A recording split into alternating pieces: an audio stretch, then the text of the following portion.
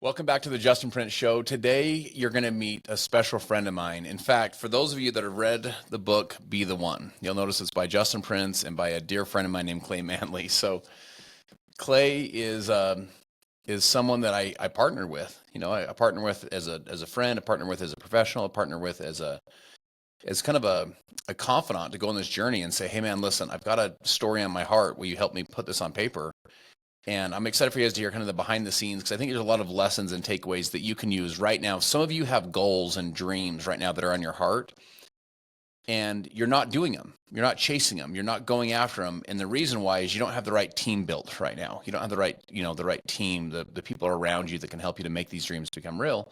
And I needed Clay, and we've become almost like a, almost like a, I mean, for sure friends, but almost like a brother relationship in a way. It's like I hope I'm on his list of people that if he ever needs something, he'd call me, but I just have a ton of respect for him. And he's got an incredible story of betting on yourself.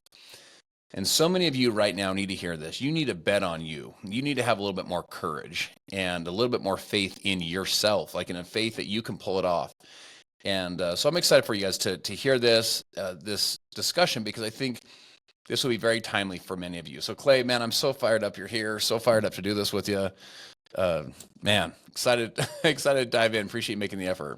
Well, let me just start by saying I do consider you a brother, dude. 100%. I've told my family, including my brother, that. I don't know how he feels about Yeah, that, exactly. but we since we first met, I kind of aspired to work with you more and surround myself more with people like you and people at your level.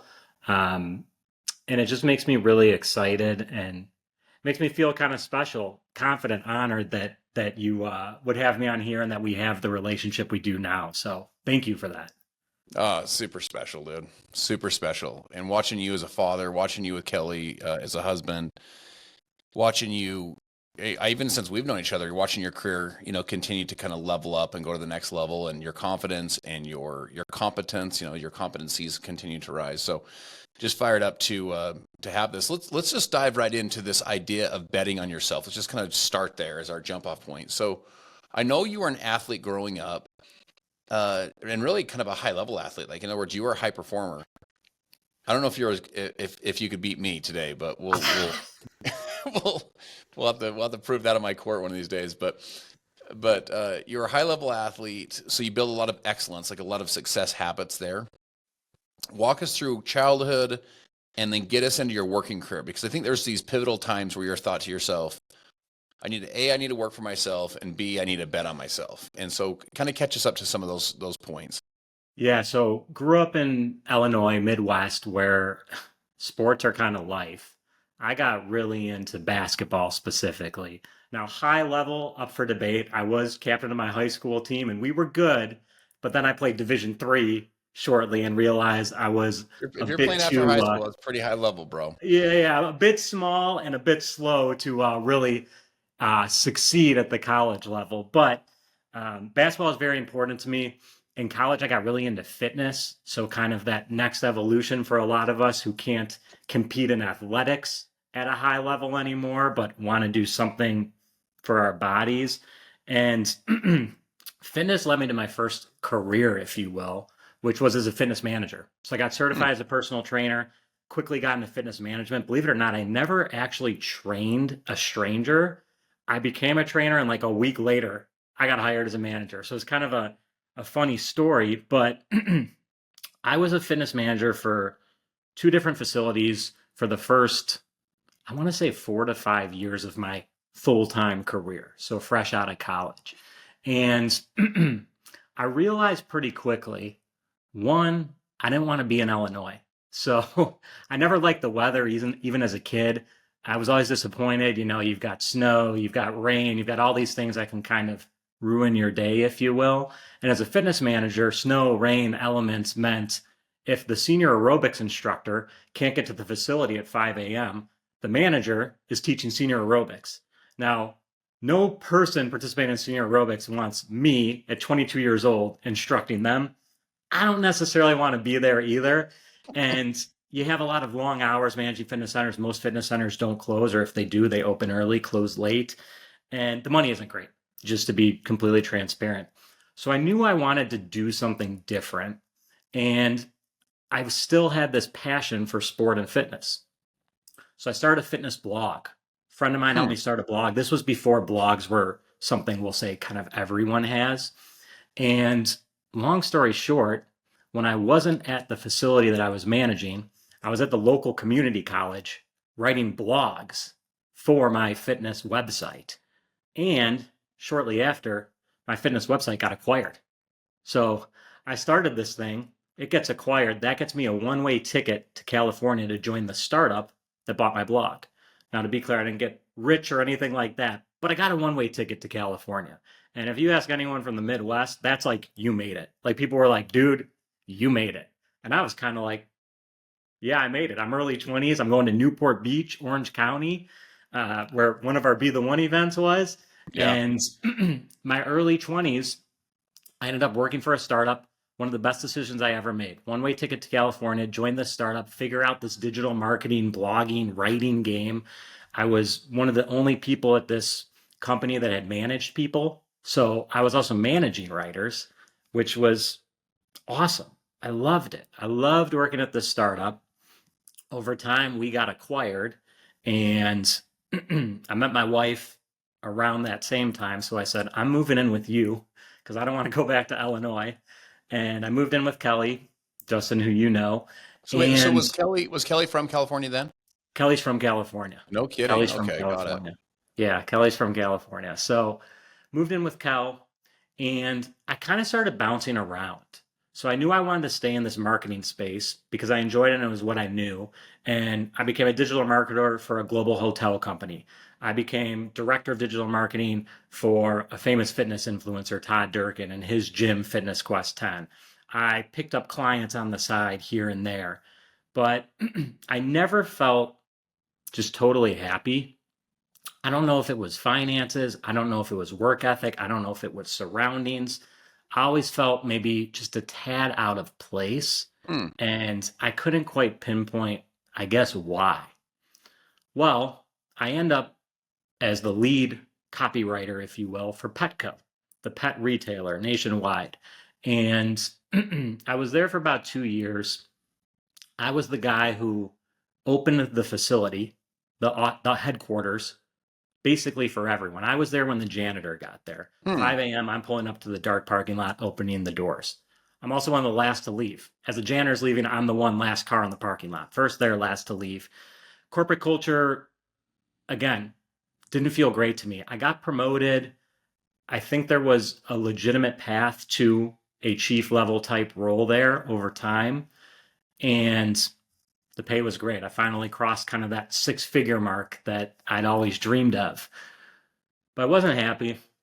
And I'm sitting there one day in December working on my annual roadmap and strategic life plan, which is this best practice I do, looking back on the year, planning for the next year, goal setting on a deep level. And I remember I'd just been promoted. Kelly and I had just gone to Hawaii to celebrate this promotion. I'm making six figures, which for me was a goal. And I wrote down on one question where it said, what would you do if you knew you couldn't fail? Do you know what I wrote down? I wrote down I'd work for myself. Hmm. Shortly after, this was January of, what would it have been, 2020? If I have my dates right, shortly after pandemic strikes. Pandemic hits, guess what I do? I quit Petco at the height of the pandemic. When everyone is begging for their jobs or hoping to keep them, I was like, I'm out. What would I do if I knew I couldn't fail? I bet on myself. So Kelly and I bought a house, bought our first house. As soon as we got the keys, I turned in my 2 weeks at Petco and went off on my own, which led me to where I am now. It's been about 3 years now, and been doing copywriting and book writing on my own. And as I look back and connect the dots, as you said, Justin, it's been a lot of betting on myself.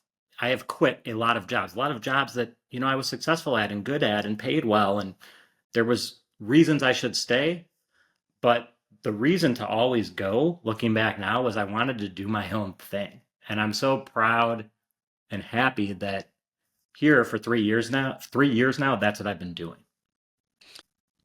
Where did the courage come from to do that? Because if you add in the elements of pandemic, if you add in elements of owning your first home, which is I can say as a father, like as a man, you sign that dotted line, you're like, man, I got to make sure I pull this thing off, Uh, where did that courage come from to say now is the time and I'm going to go do this? Well, I remember, by the way, signing on the dotted line. I'm like, Kelly, they're letting us buy this house. Like, we can afford this? What? They're making a mistake. But as far as the courage, I think one of it was just being so unhappy with the current situation that there was Mm, incredible motivation there. I wasn't happy at Petco. I wasn't happy working all these hours. I wasn't happy seeing my wife. At some point, not happy. The pay just like isn't worth it. And then I think I also made some other bets on myself to give me confidence. For example, during that time, I did a weekend retreat on a vineyard and I traded $25,000 of my copywriting, $25,000 of my copywriting, quarter of a salary to go to this business building retreat. Doing that gave me confidence. So I think it was I was taking action on certain things to give me confidence. And then I was also just in such a place where the current situation, the I don't like to say this word, but like misery of it was motivating. yeah. No, that's good. I like that. Clay, I don't know if we've ever talked about this, but I can relate to that. I got to a point where, so I was selling animated Bible videos, as you know, my story. And I was just like, I don't want to do this for the rest of my life. This is not what I want, what I want to do. My first business fails. I have to go back to the old job. I have to go back and get this animated Bible story video. And then I've never shared this story on a podcast, but so Clay, on December 23rd, I may have shared this with you before. December 23rd, I'm back. So I'm below zero financially. Kids living in the loft with my wife's parents' garage. It's snowing in Salt Lake City, Utah. I'm going to the mall. I'm literally pulling into the stall at the mall to go and work a shift. I'm living paycheck. I'm living like week to week to week to week to week. The manager guy, who's a really good friend of mine, we'd worked together for 5 or 6 years at this point. He calls me and he says, "Hey, what's going on?" I said, "Hey, we're just getting to the shift." And he goes, "I have to let you go." And I said, "Let me go where?" And he goes, "I have to fire you." And I was like, "Fire me for what?" I go, "Bro, I even though I'd just come back for a couple months, I become the number one guy in the whole company in just a couple months. And I was starting another business to become, to chase my dreams. And I go, "Fire me for what?" And he goes, "Well, the president of the company said if I don't fire you, he's going to fire me." And I go, "Why?" And he goes, "He doesn't like that you have a side business." I go, "Bro, when I'm working, I'm working. Like I got good attitude. I'm pouring into the other salespeople. I'm putting points on the board. I'm like, who cares what I do after work ends?" And long story short, I go, "Can I go finish my shift?" I go finish the shift. I was so angry and so disgusted and so desperate for cash, just all this stuff. I went to another friend of mine who sold 25-year shelf life food storage. And I asked him, I said, "Can I pick up a job with you?" This is like in January because it was right after the Christmas break. And I remember my very first time selling food storage, they would do it through referrals, but you had to like knock doors to sell somebody and then get referrals from them. I knocked doors. This is a true story. This wind was blowing snow sideways in a place called Harriman, Utah, knocking doors in the middle of January. And I'm like, what in the world? By the way, in my prior business, I had succeeded. I'd become the number 3 earner, national spokesperson. I was on every Barnes and Noble, but here the business is gone. So I'm like, the wind's sideways. The only thing I sold that day was I sold $37 worth of freeze dried peas to an elderly couple. I think I made like 67 cents or something. I mean, the commission was just absurd with that small of a sale. And I remember going to my car after being like, I sell animated Bible videos. I sell freeze dried food storage, freeze dried peas to old people. I'm like, oh my gosh, like what has happened in my life? And I share that story to say I was so disgusted with that. It created such a level of disgust. Now I couldn't go full time right away. I didn't have the income, for my business. But man, it gave me the fire to go finish and go make sure that business works. So I think that misery and that disgust, I don't know. I think that's a good thing. I think it's a good thing to have a little bit of. Now that's not what everyone's path looks like, but I think it's okay. If right now, if you're listening to this, because the worst thing for ambition is comfort. Most people get caught in the middle. It's our life's not great. It's not what we want, but it's also not horrific. It's not terrible. It's just just the middle, right? And the middle is comfort. And the worst thing for ambition is comfort. Comfort is the enemy to progress. We don't really go fight for it because we're just like, just comfortable. So for you to have a little bit of that, like, I'm sick of this, enough is enough, I think is a really great tool to get us to move and to get us to have courage, like you said, and move to that next season of our life. And here you are, I think you've like three times your income annually, and you're living life on your own terms, and you've really built an incredible business that's impacting a ton of people. So that's kind of my take on the disgust that we have to go through. You know what I would add too? I was thinking this as you were telling me about freeze-dried peas, was part of it might have been the surroundings too, because I was leading a team. So I was a manager, and the company I was at the time when I chose to leave, like, culture was not good on any team, including mine. And I remember everyone was complaining, and that started to get to me because, one, I didn't want to be a complainer, so I didn't want to participate in that. And two, I didn't want to be surrounded by that negativity because it gets in your head, right? And then you become kind of part of the problem. It's hard not to complain when everyone else around you is complaining.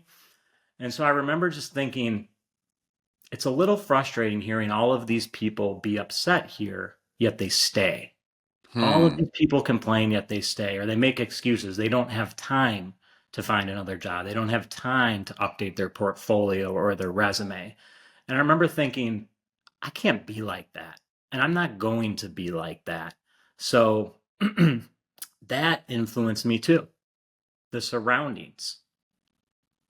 That's so powerful. I love that. I think it's so easy to whine, blame, complain, make excuses to fit in with everyone else, and to say to yourself, I am where I am because this is just where we are, versus to be the one in the corner being like, I'm not going to do it, guys. I don't want to be in the cesspool of blaming everybody else and whining and complaining about everybody else. I Yeah, and want I to talk about do. go ahead. I was going to say, I do remember too, because it was the pandemic, people were getting furloughed, which was like a temporary leave where your job's safe, but you're not really working for periods of time to save companies money. And I remember there was some sort of furlough period, a week or two, something short. And we came back, the team came back, and everyone's gathered virtually and saying what they did during that period. Well, what I didn't tell anyone is that's when I went and did this $25,000 exchange of services and went to a vineyard and worked on me and my future business. Hmm. But I remember some of the most, I'll call them vocal complainers, or people who I knew were really unhappy. When it got to them, they were talking about the Netflix shows they watched. And I remember thinking, wait, you're telling me you don't have time to update your portfolio or search for another job or update your resume, but you had time off and you watched Netflix. Mm-hmm. That was a problem. And I don't want that to sound like I'm better than anyone or anything like that, but I do think it also motivated me to see others doing that. And I'm like, I'm here grinding. Yeah. And so I'm going to get out. So you and I we're both sports fans, right? You'll go to a sports game. We'll paint ourselves red or blue or green or whatever the color is. We'll eat hot dogs. We'll spill mustard on our shirt. We'll hug the lady or the guy next to us we don't even know, because when they score a touchdown, if they win, we're super happy on the way out and happy all week at work. And if they lose, we're depressed. We're so mad. We can tell you all the stats, all the salary of all the players, how long they've been in the league. We can tell you about their kids and so on. And my friends, we don't know our own. We're fans of these 18-year-olds. We're fans of these 22-year-olds. And I have nothing wrong with sports. I love sports. But how big of a fan are you of you? How big of a fan are you of your success? How well do you know your numbers? How well do you know your KPIs? If you're watching Netflix at night and yet you've got goals and dreams and you're coming back to work complaining about not having the time or having the energy or having the resource to chase your goals and your dreams and be a fan of your life and to be your best fan, cheering for you, screaming for you. Taylor Swift just did $1 billion on her tour. We'll spend all of this money as Swifties traveling all over the world to hear it. And she's remarkable. There's no question. I'm all about excellence. But man, what if you were spending that money and that time on a seminar for you, a book for you, a time for you, a coach for you, a mastermind for you, pouring into yourself? What would your life look like? And we go through our whole life cheering for everybody else, and we don't spend any time, cheering for us and knowing our numbers and getting dialed in on, the KPIs that move our life forward. So let me also hit you with this, Clay, because this is a philosophy that you've heard me talk about because we've talked about this together, but it's one that you really live. It's a philosophy on over delivering. So not just delivering what you say you'll do, but over delivering. So the philosophy is to always do more than you're paid for as an investment in your future. So first question is, how often is always? And the answer is always, right? So always isn't when you feel like it. Always isn't when it's convenient. Always isn't when it's the right thing to do. Always is always. So you don't do what you're paid for. Most people don't do what they're paid for. They don't work the full 8-hour day. They kind of coast. They quiet quit. Or the athlete doesn't fully run the sprints. They kind of jog the last little bit and they kind of ease up as they get to the line. They don't do what they're paid for. I'm not suggesting to do what you're paid for. I'm suggesting to do more than you're paid for, to actually do more than you're paid for, to give in, to show up early when the janitor, to your point, showing up, to stay late, to give the extra hour, to help the person, to maybe give some free advice here and there, some consult. Like, in other words, just do more, pour into the relationship more than you're paid for. Why? As an investment in the person you're becoming, as an investment in your future. And even as I think back to you with that vineyard experience, to me, that was you doing more than you were paid for at that moment of your life. Why? As an investment in your future. Will you talk about just your thoughts on over delivering, your thoughts of, because you say, I'm going to invest in myself. In other words, I'm going to have courage. I'm going to take a risk on me. Okay, cool. The next step is go serve at a high level. Go add a ton of value. Like, go get yourself out there and don't be stingy with your effort and time. Like, go serve people. And if you do that, it's almost like our relationship. It's like, it just kind of has a way of bringing itself both, back full circle. So share with us your thoughts on this philosophy that you live by, which is over delivering. You don't just do what you're paid for. You always do more than you're paid for. Yeah, I think sometimes it annoys some of my clients because I ask so many questions to make sure I can over deliver, and I try to take things off their plate, but sometimes you add it, right? And it's all for the greater good. And those that know that and accept that, embrace it, and that's why they stick with me so long. But as far as over delivering, for me, it's a little bit innate, and I think it's back to some of the sports piece. It's a little bit innate. And I also think that, listen, a lot of people want to be entrepreneurs, and a lot of this audience, entrepreneurs in some way, shape, or form. It's kind of been glamorized by like Gary Vee and others at times. And if you're an entrepreneur or a freelancer or something similar, in my opinion, in my experience, you need to get your potential client, prospect, audience, customer to choose you over everybody else. Mm-hmm. And there is a lot of options. So I'm a copywriter and an author. A lot of copywriters out there, a lot of co-authors, ghostwriters out there, a lot of competition. How am I going to stand out? It's over delivering to me. It's getting things done before I said they'll be done. They're coming early. It's taking things off your plate. Maybe I'm asking the right questions ahead of time, but ultimately that allows me to take things off your plate later. It's about delivering world-class quality in everything I do. For me, as a writer, that can be as simple as, hey, there's not an extra period hiding on a sentence, or hey, every word of this headline, the first letter is capitalized. There's no misses. That's low-hanging fruit, to be honest.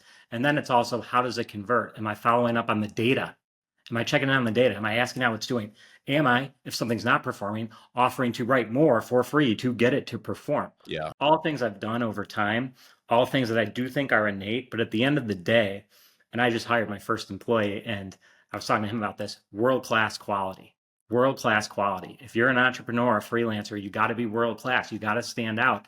Probably the easiest way to stand out is to do more than what you're paid for, because anybody can do it. Let me hit you with this. How did you get over the imposter syndrome? Because particularly as in essence, a solopreneur. So in other words, a lot of the work is literally our work. When someone's like, how much do you charge? I think sometimes in those early days when you're selling your first product, or maybe you're selling your first service, you don't want to undercharge because you want to, you're going to work hard and do a good job, but you don't want to overcharge. And man, am I even worth that much? And how did you get to that point of like finding the striking that balance that felt comfortable for you, and then ultimately getting to a point where you're like, look, I'm great at what I do, and I'm really going to add a ton of value. How did you overcome the imposter syndrome? I think all of us face a little bit of like, it's like the first time someone asks you to speak, you're like, like, what's your speaker fee? You're like, oh crap, I have no idea. I'll do it for free, but I'm not sure. Or what do you have to work with? Kind of thing. So how did you work through that in a confident way to command the respect and the fees that you now enjoy to run the business that you now run? It's a great question. I mean, I definitely started in the trap of a lot of free work, which I think is okay, by the way, to build some credibility and relationships and get some experience. Then I graduated into I'm charging, but it's way too little. I mean, I remember when I was charging $25 an hour, which seems insane to me now. When I did that $25,000 copywriting exchange, I was charging $25 an hour. So you do the math on how much that took me. Whereas now, we'll call it 10x that. I would have got that paid off 10 times sooner. But how I built the confidence and got even like comfortable was definitely racking up wins. Like I had my losses, I learned from them. And then when my copywriting started winning or performing well, I made sure I captured reviews and testimonials. I let that kind of like sink in, and like I'd pause in it. The other day I had a client there, and I'm not saying any of this to brag, it's just illustrating, wrote a landing page for their new supplement. Well, that new supplement sold over 200K in less than 2 weeks. They sold out. They sold out for 6 months. It outproduced so well. I didn't just hear that and move along to the next.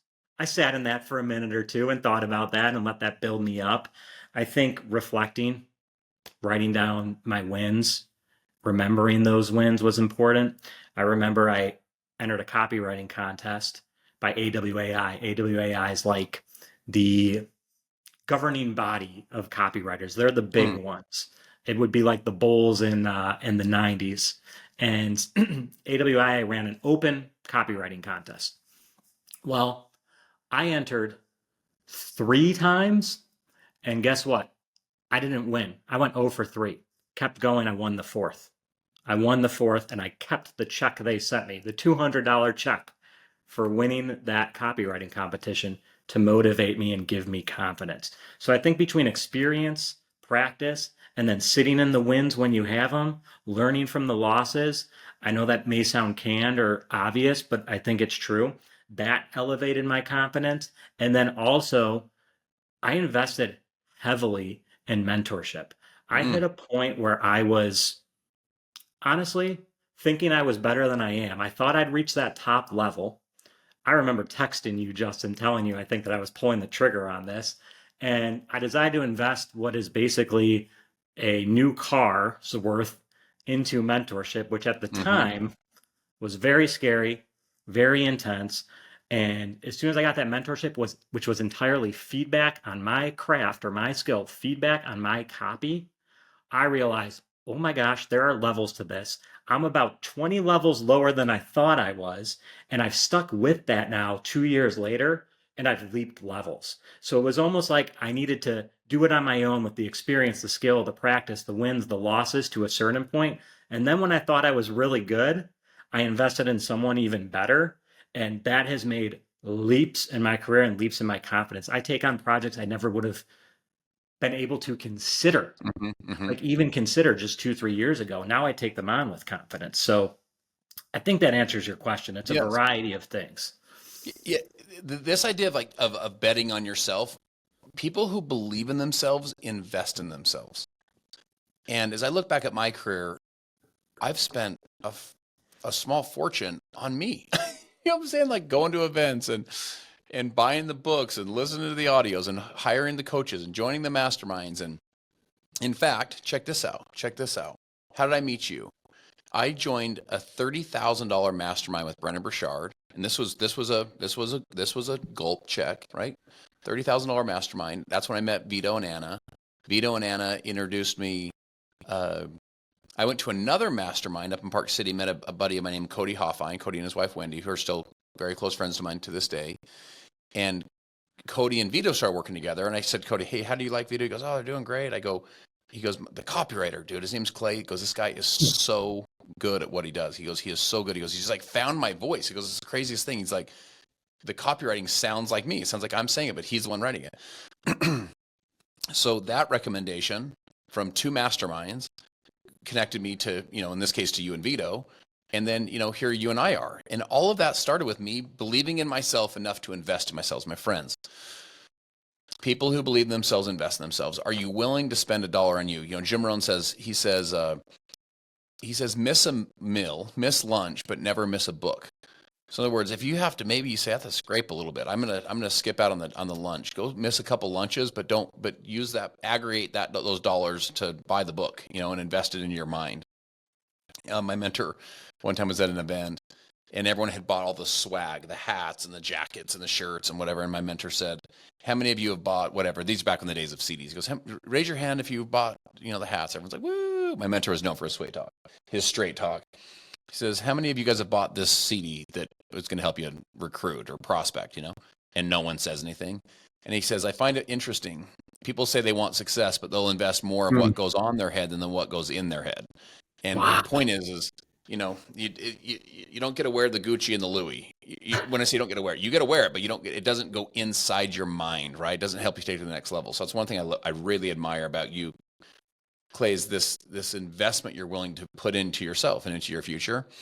Let's dive into the book. I'm super fired up for people to hear kind of a little bit of the behind the scenes. So there's a book that I read called Who Not How: The Formula for Achieving Bigger Goals, and it's by a guy named Dan Sullivan. So I'm reading this book, and if you guys ever had, how many of you have had those goals? You have a goal, you have a dream, like right now, you have a goal. In fact, if we were to do a goal workshop, you'd write it down, and you've been writing it down for a year now, or 2 years, or 5 years, or 10 years. You're like, it's always something you wanted to pull off. Maybe it's even something you've worked on a little bit, but it's still there. I had this nagging goal of like my book was in my mind. In fact, I had a bunch of Word docs kind of all over. I'd hired a number of years ago, 2 different people to kind of help me cross the line, and it was just the wrong fit. And so I'd spent money on it, I spent time on it, but I was not getting it across the line. There's a law called Parkinson's law that says this: the amount of time you give a task to take is the amount of time the task takes.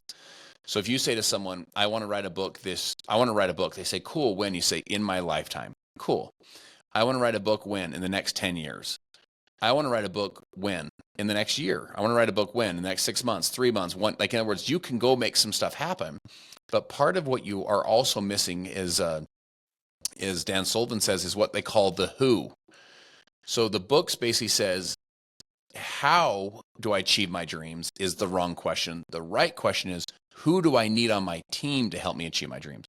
So I'm listening to this book, I'm kind of processing it, and I think to myself, I have this dream to write Be the One. I've got it in my heart, I've got it in my soul, I've got the stories, I've got the content. I just need someone that can help me get it on paper, can help me get it edited, can help me be organized, can help me stay on task, with all the other stuff I have going on. So literally, Clay, I call you that day. I'm like, Clay, I got an idea for you. You're like, all right, what's up? And I'm like, what if we did this book? I'm like, we'll both be on the cover. I need your expertise. You're my who. I need your wisdom, your expertise. I've got all the content. Let's go do this thing. So that's my version of the story. I want to hear what happened for you. Like, what was that experience like? I know you had some goals the year before, for example, that kind of some of this stuff was even on your heart too. So let's start there, and then let's dive into the creation of the book, how we pulled this off together. I love talking about this because I'm incredibly proud of this. Yeah. My name's down here, but for you to trust me with this and then to see it in print and to know it's sold, I think 15,000 copies or something. Now. Yeah. Crazy. So yeah, it kind of starts with an intention. So every year I do my annual roadmap and strategic life plan. It's a practice I got from Todd Durkin that I started in 2017. And it's about 75 questions on deep goal setting. You do it every December and you reflect on the previous 11 months. So if I'm doing it in December of 2020, I'm reflecting on 2020. And then I'm planning for 2021. And there's a lot of magic to it. But some of the magic, or most of the magic even, is your big 5 goals for the next year. You call it your big 5. So you lay out 5 goals. And then you lay out a sixth, a BHAG, BHAG, big, hairy, audacious goal, a BHAG. Well, this is crazy. December 2020, I'm doing this. Let me just show you. I'm doing this. So this is binded. I bind it every year. There's probably 25 pages in here. December 2020, I'm doing this, so I'm planning 2021. I have my big five. There's an income number. There's start a family. Shout out Weston. There's earned royalties. There's some specific big five here. Do you know what the BHAG was? The big, hairy, audacious goal? Write and publish a book. Write and publish a book. I'd never written a book. I didn't have a plan for what I was going to write. I didn't know if I'd be writing with someone, but this was my BHAG. In 2020, planning for 2021. Fast forward to 2022, I had not written a book, nor published a book. Nothing had happened with the book. I remember kind of thinking to myself as I was planning 2022, yeah, I put that book down thing. I put that down for my BHAG last year, but I wasn't all that passionate about it. No big deal. You kind of brush it off. Yeah. Well, January 2022, Justin calls me. And I remember, by the way, Justin, to add a little detail to my version, I remember thinking, uh-oh, why does he want to talk to me on the phone?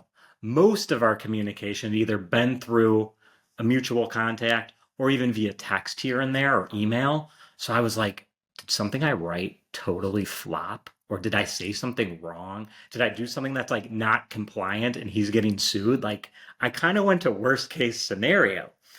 And I remember telling Kelly, Justin wants to talk to me. I hope it's not bad. Is he firing me? Like what's going on?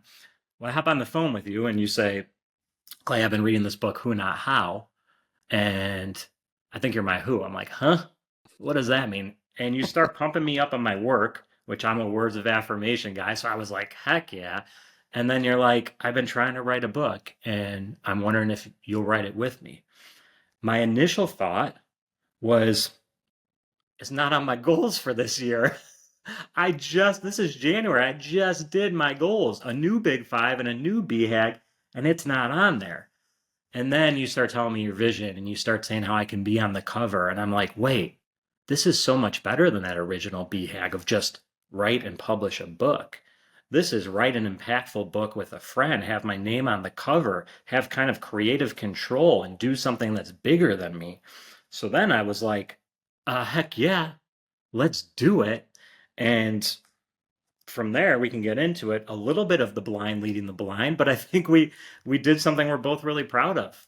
Yeah, for sure. And so I hope lesson number one, I hope you are thinking of your goals and your dreams. Two is who do you need on your team to achieve them versus how am I going to get them done? Third lesson is take action, my friends. You want to shorten the gap between inspiration and action. Have you ever had that happen where like you're like, God, so good. That is so good. I need to call so-and-so. And then the gap starts and you just never make the call, right? Or God, that's such a good idea. We need to implement that in our business and you don't ever implement it. You want to shorten the gap between inspiration and action, like shorten that. So for me, I literally, I was like, who, not how. I need my who. Who's my who? It's Clay. Got it. Boom. Clay, can you talk? Kind of thing.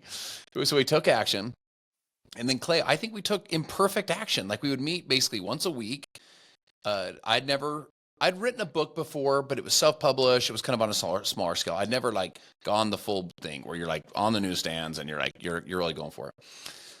So we'd meet once a week. We would record them and I would just rap. I would just be like, hey, Clay, here we go. I'm like one of those dolls. You just pull the string in the back and it starts talking. You're like, can someone get this thing to be quiet? And then he would have it's a magical way of putting it on paper, organizing the stories, organizing the points, editing it down to where it, was viable. And then we would, edit that one and go again, edit that one, go again. And then we started kind of compiling the whole thing. And then he'd come to me, hey, I think we're missing some chapters here. What do you think here? We can reorganize them, so on. But walk from your perspective. What was that next part like? The data dumps I would do on you, or just all these stories and quotes and everything. And how are you taking that and processing it from your perspective, from your angle? How are you doing all that? Well, I was equally scared and excited. I remember telling Kelly, like, oh my God, I'm doing a book with Justin. And then being like, I've never written a book before. And I remember reminding you a few times, like, hey, dude, I've never done this before. And your confidence in me, dude, that gave me so much confidence. I almost get emotional because, like, I was excited to land the deal or whatever. But then I'm like, okay, now I got to figure this out. And neither one of us has ever done this. But you kept pumping me up. You were like, you're the who. Like, you'll know what to do. We started with interviews via Zoom, which, again, I'm not trying to blow smoke your way, but like, I got a master class in business and life just from listening to you. I'm like, how lucky am I? Like, this guy does events where people are paying for their tickets, and I get to talk with him one on one once a week and hear these incredible stories in detail and probe and ask questions. And so, what started out was I'd take some notes and I'd just kind of selfishly take in the lessons. And I didn't really know when to start writing or how to start writing or really what my role was. And so I remember we're probably 6, 8 weeks in, and I'm like, I probably should start writing this thing. I've just been benefiting from all this knowledge, but I haven't put pen to paper. And we took a pause. I wrote one chapter for you, Justin. It's the chapter that includes Martin Luther King. The version that's in the book is different than what we originally wrote. There may be a lesson there too. But I wrote that chapter. I was so nervous. And then I sent it over to you, and I was even more nervous. I'm like, what if he hates it? And you called me and you had a couple notes, and then you were like, and this is a direct quote, you said, I'm at peace with where this is going. And that pit in my stomach was gone. Again, I almost got emotional and like cried because I'm like, I kind of did it. Like, I have his trust. He's happy with where it's going because I wanted to make you proud and you happy before the audience. And so we get that first chapter down. We start to get a little bit in a groove. You're calling me like, hey, dude, there's some stuff going on the outside where we need to kind of speed this thing up. And I'm like, okay, I've got to find a way to balance my business and this book. And so eventually, as you may recall, what I decided to do was kind of put a stake in the ground, and I rented office space. Yeah, yeah. 2 weeks. I Such a rented great office lesson. space. Yeah, 2 weeks. I rented office space. I texted Justin. I'm like, will you split some office space with me so I can write the book? Cleared my schedule for 2 weeks, which, keep in mind, I'm a very busy copywriter, and that's how we pay the bills. So this was difficult for me to clear the schedule entirely for 2 weeks. And when I say weeks, I'm talking Sunday to Saturday, so weekends included. I got up about 3 a.m. every day. I don't drink much coffee. I'd have like 2 sips of coffee, which is just enough to get me a little bit wired. And I would work from about 3 a.m. till 6, 7 p.m. every day on the book. I would hit Justin up via voice text as I had questions or thoughts, and then we'd hop on a call. He would pull up the Google Doc and read and give me notes as we went. And in that 2 weeks knocked out 80% plus of the book. So if you think about the 80-20 rule, 80% plus came from a 2 week period of just ultimate intentional focus and clearing out all distractions. Like, I was in this office space for a reason. I had a home office. That's where I was doing my copyright in my business. I had to get away from that. In fact, it's just funny to me. I remember I was listening to all the songs that we would come out to for basketball in high school as I'm driving in pitch black 3 a.m., 15 minutes to the office just to get like jacked up. And then I'm constantly listening to you because to me, co-writing a book is a little bit like method acting. You're almost becoming the person. Right now, I'm kind of becoming the next co-author that I'm working with. And you get in the zone. It's just like sports. I got in the zone, and that's where 80% of the book and 80% of probably the best stuff came from. And there was one big breakthrough. I don't quite remember how it happened, Justin, but I always felt like maybe you had a real intentional plan for the stories you were sharing and the intention of the stories. And then at one point you said something that made me realize that that was part of my role and that I had that autonomy or creative control or whatever you want to call it. And that's when I was like, I I own this. And I started owning it and I booked the office space. And you said to me, you said, I appreciate how, quote, serious, use the word serious, you're taking this. And I remember thinking, how would I not take it serious? You're giving me the shot of a lifetime here to write a book. So you're better at the takeaway lessons than I am, but the process was kind of slow rolling and you're constantly thinking, but I probably wasn't doing as much doing as I wanted to into let's go. And that 2 weeks changed everything. And believe it or not, as Justin knows, I signed my next book deal just a handful of months ago. Yep. And next Monday, I start my next 2 week sprint on my second book. And it's the same, I'm following that same process because that's what worked. So good. It's so good. So go back to Parkinson's law. The amount of time you give a task takes the amount of time it takes. So I called Clay in January of 2022. We published the book. So this is not going through the publishing process. This is actually like hits book stands on September 26th of 23. So what is that? That's like almost 2 years later, right? So it's just under 2 years later. And I bring that up to say most of that work, really, really most of the work got done in a 2 week period of time. We really got super hyper focused. He got really laser focused and did that. So that's a great lesson. The second thing is, my friends, Edison had Menlo Park. You know, Jobs go walking around in the trees. Like, you want to find some places that you can eliminate yourself from distraction and get hyper focused. I call it creating a pot of silence, you know, where you can really get hyper focused. Maya Angelou would go to hotels. J.K. Rowling would go to hotels, and they would unplug the TVs. They would hide away the remote control, and they would just create these moments where they could just focus. They could just do great work. They could really get hyper focused and do great work. And that's what Clay did with this office space. And right now you want to be saying to yourself, when are you disconnecting from your phones? When are you disconnecting from the digital distraction? When are you disconnecting from the normal rhythm and flow and chaos of life to where you can really think and really do great work and really become creative? And when he's talking about the creative direction, I wanted him to say, I don't know if that story fits here. Maybe that story could go here. I was open to all of that. I said, Clay, I got all the freaking stories. I got all the stats and all this stuff. You know, I got all the, I could go for hours and hours and hours. I just need us to organize it all to where it actually flows, you know? And that's one of his giftedness, is the kind of the logical flow, very formatted, very, like the framework, like, okay, I think this goes here. And we, once we'd bounce off each other, and there was some I said, no, that's got to go here. I mean, I had some strong opinions here and there, but generally, I was like, man, you do your thing. Let me also say this, my friends. When you're leading with people, people support what they help create. So if you're a leader right now, you got a team and, running your employees or running your team, whatever it is, people support what they help create. When you're with your kids, people support what they help create. Like, involve them in the process. Instead of saying, you go do this and you go do that and barking out orders to everybody, give time where they own the project with you.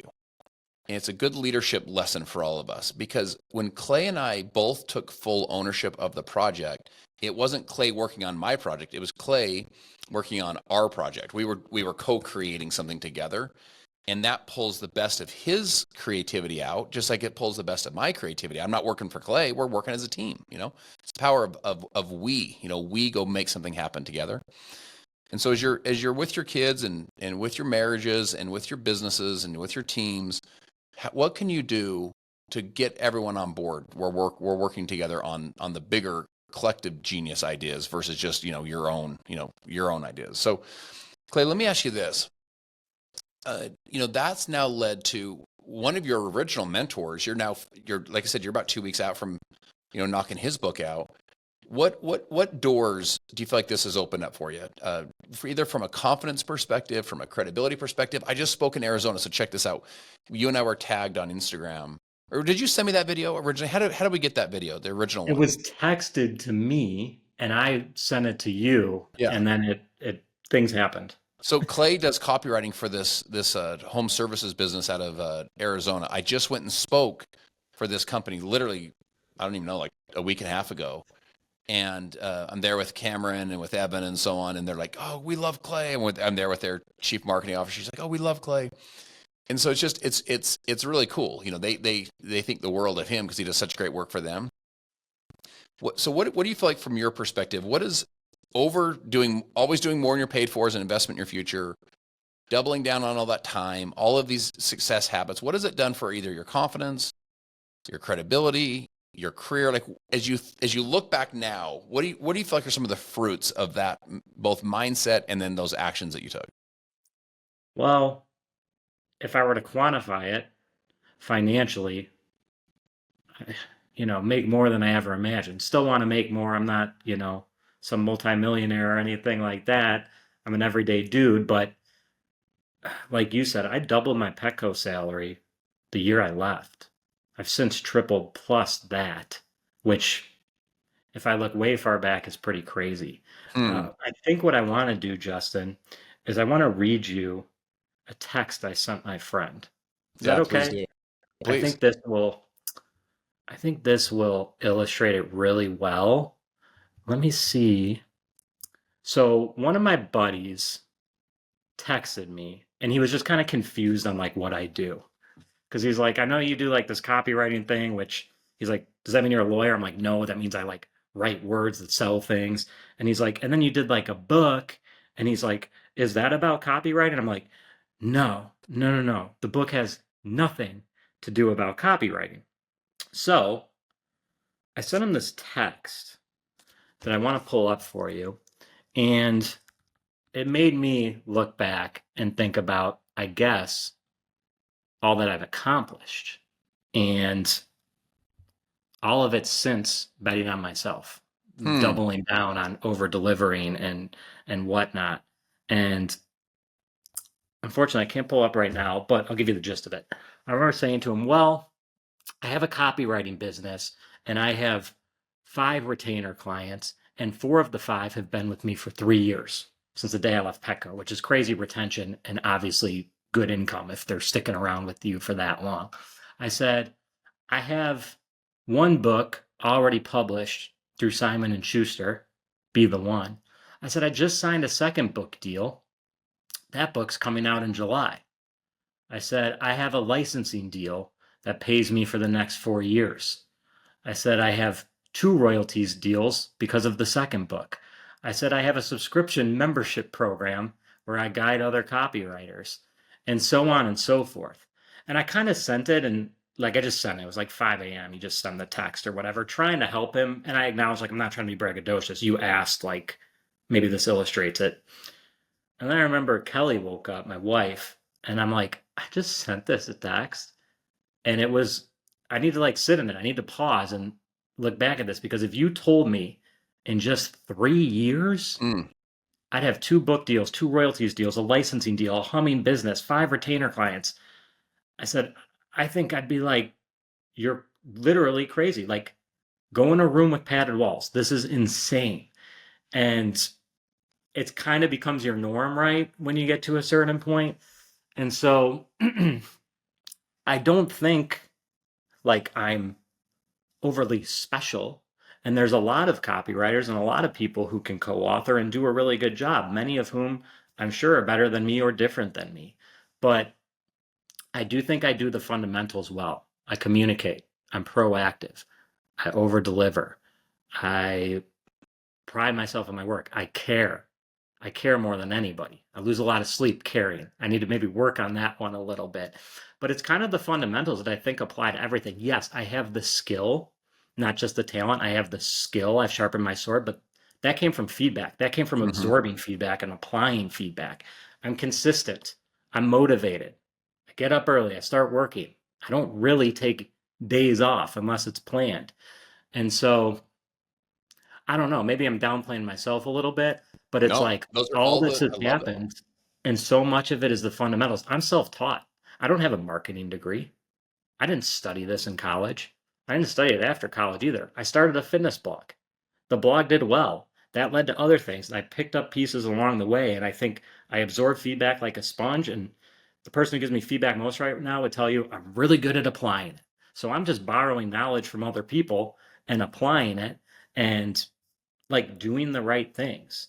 And now I'll tell you my dream or my vision. I looked back, all those annual roadmaps I do, that yearly goal site. I think I've told you this, Justin. I started that in 2017. So I have a stack of these binded annual plans. This year, when I started planning 2024, I looked back at everything since 2017.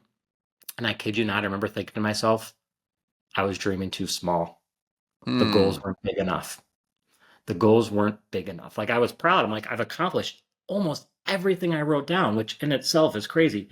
But I'm like, man, some of these seem so small now. And so the new dream for me, as you and I have discussed, is I'm going to write 10 New York Times bestsellers. And the goal is to go 10 for 10, a la Quentin Tarantino.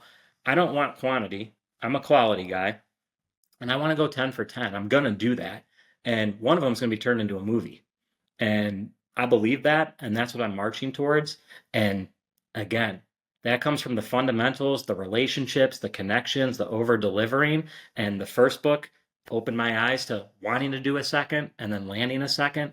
And then the second book, I built in the contract, hey, you're going to lead me to my third, and the third's going to be the first New York Times bestseller, and we're going to go from there. And hopefully, I'm all fired up. Let's run through a wall. Hopefully, do a sequel to Be the One that is a New York Times bestseller if this one isn't. So, um, man, I guess, Justin, I just keep going back to it's like the fundamentals. I don't think I'm wired all that different, maybe a little bit, but I wasn't born like an awesome writer. I wasn't born with like a ton of marketing knowledge. You weren't born, I've heard you say this, a great recruiter with network marketing. Skill you develop, and then you listen and you learn, you ask questions, and here we are. Yeah.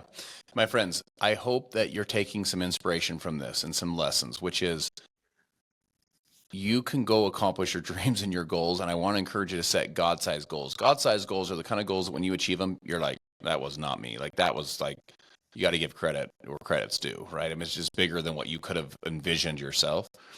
And then go pay the price for this stuff. You know what I'm saying? Go earn this. Go pay the price. Clay pays the price, and he's paid the price to learn the skills, to build the confidence, to build the competency, to get highly committed and go make this thing happen. And so, Clay, I just love you, bro. Respect you a ton. Our friendship means a ton to me.